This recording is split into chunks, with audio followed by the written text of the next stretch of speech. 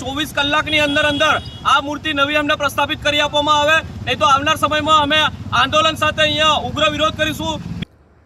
નમસ્કાર દર્શક મિત્રો, દીવ મિરર ન્યૂઝ સાથે હું વૈશાલી પોબારો સ્વાગત છે આપ સૌનું। કરીશું નજર આજના સમાચાર પર। દાહોદ શહેરમાં ભગવાન બિરસા મુંડાની પ્રતિમા ખંડિત થઈ। પ્રતિમા ખંડિત થતાં આદિવાસી સમાજમાં રોષ। મોડી રાત્રે આદિવાસી સમાજના લોકોએ વિરોધ નોંધાવ્યો।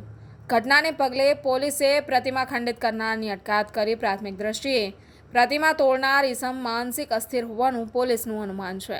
નવી પ્રતિમાનું અનાવરણ કરવાની આદિવાસી સમાજની માંગ। સંવાદદાતા દિનેશભાઈ પરમાર, દીવ મિરર ન્યૂઝ, દાહોદ। જોહાર, જય ભીલ પ્રદેશ। આજે દાહોદમાં ભગવાન બિરસા મુંડાની મૂર્તિને હાથ ખંડિત કરવામાં આવ્યો છે। મહત્વની વાત એ છે કે દર વખતે આદિવાસીઓના જે ક્રાંતિકારીઓ છે, મહાપુરુષો છે, એને જ વારા ઘડીએ કેમ ખંડિત કરવામાં આવે છે।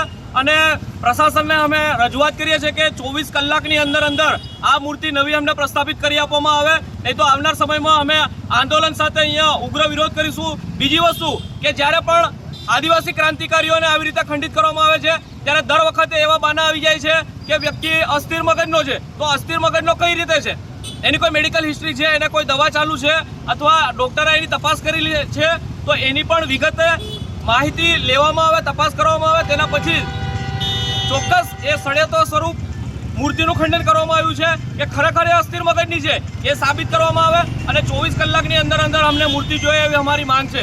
જોહાર, જય ભીલ પ્રદેશ। શું નામ તમારું? અનિલ ભુરિયા।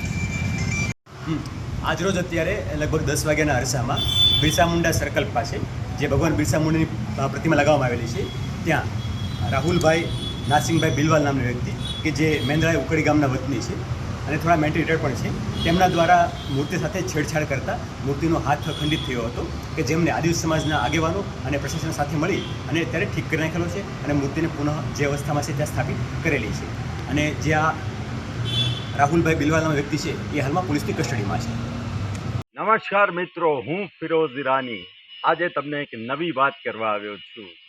દીવ મિરર ન્યૂઝ જોતા રહો, સબસ્ક્રાઇબ કરવાનું ભૂલતા નહીં અને શેર કરવાનું પણ ભૂલતા નહીં। સત્યની સાથે જોડાતા રહો। નમસ્તે મિત્રો, હું છું ચાંદની પરમાર।